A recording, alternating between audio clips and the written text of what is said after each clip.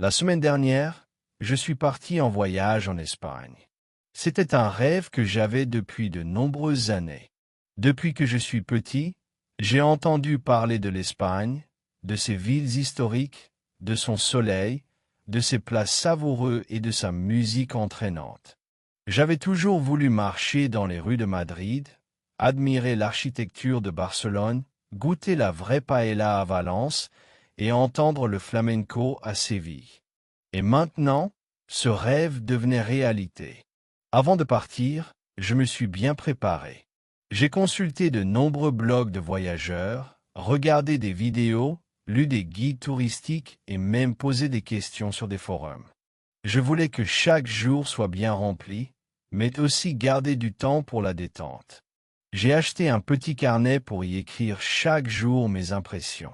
C'était une façon pour moi de garder un souvenir personnel du voyage. Après avoir préparé mon carnet de voyage et mes bagages, je suis allé à l'aéroport très tôt le matin. Le vol vers Madrid était direct. Pendant le vol, je regardais par le hublot, fasciné par les nuages blancs qui flottaient au-dessus de la terre. Mon cœur battait vite. L'idée de découvrir un nouveau pays, de rencontrer de nouvelles personnes et d'entendre une autre langue me remplissait de curiosité et d'enthousiasme. Quand l'avion a atterri à Madrid, le ciel était bleu clair et le soleil brillait fortement. J'ai pris un taxi pour rejoindre mon hôtel. Le chauffeur, un homme d'un certain âge, portait des lunettes de soleil et avait une voix calme. Il m'a posé des questions. « Vous venez d'où ? C'est votre première fois ici ?» Il m'a conseillé de visiter le parc du Retiro en fin d'après-midi, quand la lumière est dorée. J'ai noté cela dans mon carnet. Mon hôtel était situé près de Gran Via, une grande avenue pleine de magasins, de cinémas et de restaurants. J'ai laissé mes bagages dans la chambre, pris une douche rapide et je suis sorti. Mon premier arrêt fut la Plaza de España, où j'ai vu une statue de Don Quichotte. Des enfants jouaient autour de la fontaine. Des familles prenaient des photos. L'ambiance était vivante. J'ai ensuite marché jusqu'au temple de Debo, un ancien temple égyptien installé au cœur de Madrid. Il était entouré d'un petit bassin et de jardins. Le contraste entre l'histoire antique du temple et la modernité de la ville autour était fascinant. Le soleil commençait à baisser, et les couleurs du ciel se reflétaient dans l'eau. Le lendemain matin, j'ai pris un petit déjeuner espagnol, un café con léché et des churros avec du chocolat chaud. Le serveur m'a souri quand j'ai essayé de commander en espagnol. Il m'a répondu lentement, avec patience. J'étais heureux de pouvoir pratiquer quelques mots. Après le repas, je me suis dirigé vers le musée Reina Sofia pour voir le célèbre tableau Guernica de Picasso. J'ai passé plus d'une heure devant cette œuvre, impressionné par sa puissance. Ensuite, je me suis dirigé vers Atocha, la gare principale, non pas pour prendre un train, mais pour visiter le jardin tropical qui se trouve à l'intérieur de la gare. Il y avait des palmiers, des poissons dans l'eau, et même des tortues. C'était un lieu inattendu, presque magique, au milieu du mouvement constant des voyageurs. Le soir, j'ai dîné dans un restaurant de tapas.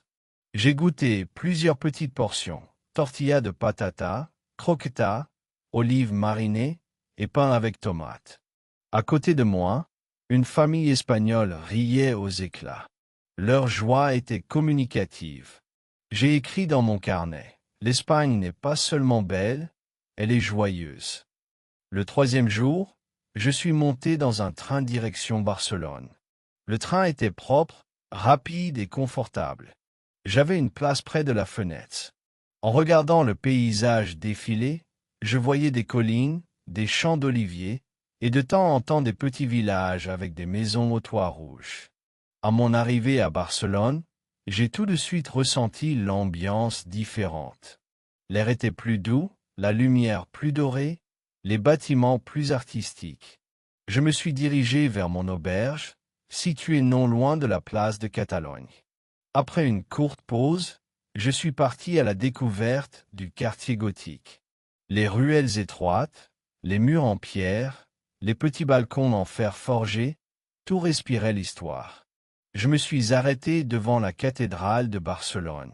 Une messe était en cours. Je suis entré silencieusement. La lumière des bougies, l'odeur de l'encens, le chant doux en fond, c'était un moment paisible.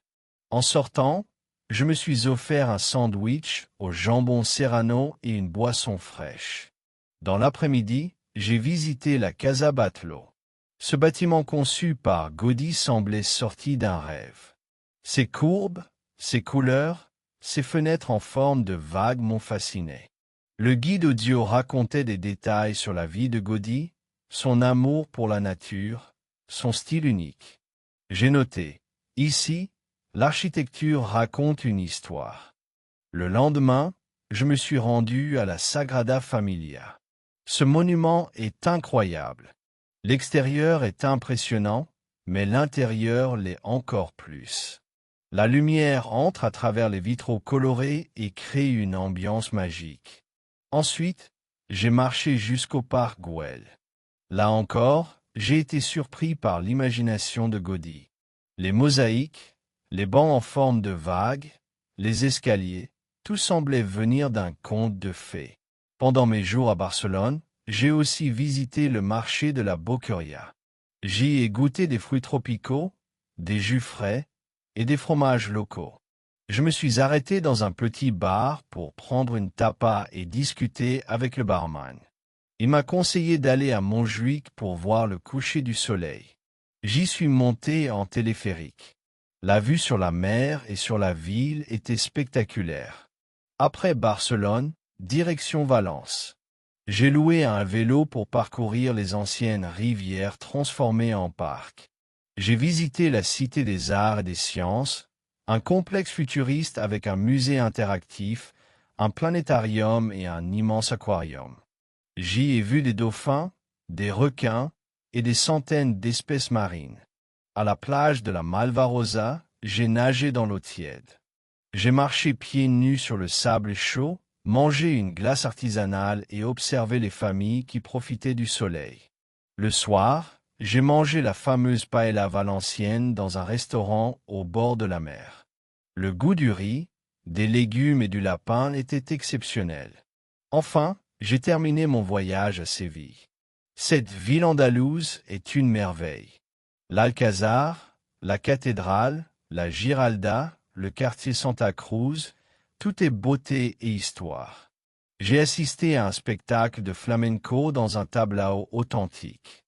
Les émotions de la chanteuse, la passion du danseur, le rythme de la guitare m'ont bouleversé. Le dernier jour, j'ai marché lentement dans les rues de Séville, essayant de graver chaque image dans ma mémoire. J'ai bu un dernier café en terrasse, salué quelques passants et écrit la dernière page de mon carnet. Ce voyage a été bien plus qu'un simple séjour touristique. Il m'a ouvert l'esprit, nourri l'âme et rempli de souvenirs inoubliables. L'Espagne restera pour toujours un pays qui m'a touché profondément. En repensant à chaque instant, je réalise combien ce voyage m'a transformé. J'ai découvert non seulement des villes magnifiques et des plats délicieux, mais aussi des gens chaleureux, une culture vibrante et une richesse d'expériences inoubliables. Voyager, c'est s'ouvrir à l'autre, apprendre autrement, ressentir plus profondément. Ce voyage en Espagne restera gravé dans ma mémoire comme l'un des plus beaux moments de ma vie. Et un jour, je sais que j'y retournerai.